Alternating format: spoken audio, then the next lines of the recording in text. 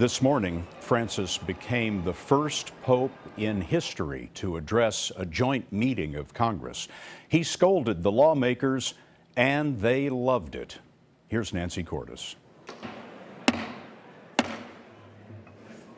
Mr. Speaker, the Pope of the Holy See. The first pope ever to set foot in the Capitol was greeted with rapturous applause. Like any good guest, he started out with a compliment, saying he was glad to be in the land of the free, at the home of the brave. And then the Argentinian-born pope waded into many of the issues that divide these lawmakers, urging them to reject what he called a mindset of hostility when it comes to illegal immigrants and refugees. We, the people of this continent, are not fearful of foreigners, because most of us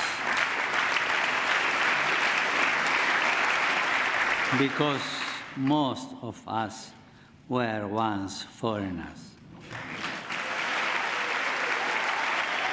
He also called on Congress to combat climate change, an issue dear to many Democrats.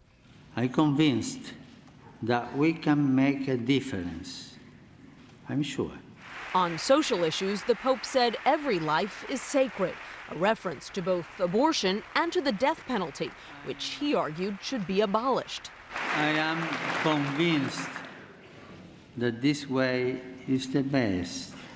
And he seemed to be referring to same-sex marriage when he said this. Fundamental relations are being called into question, as is the very basis of marriage and the family.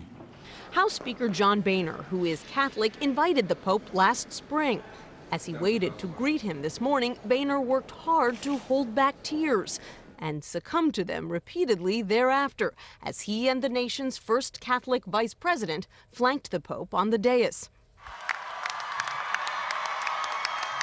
Later, on the Speaker's balcony, Boehner was overcome again, as the Pope blessed a crowd of thousands gathered on the National Mall and asked them to pray for him. Thank you very much, and God bless America.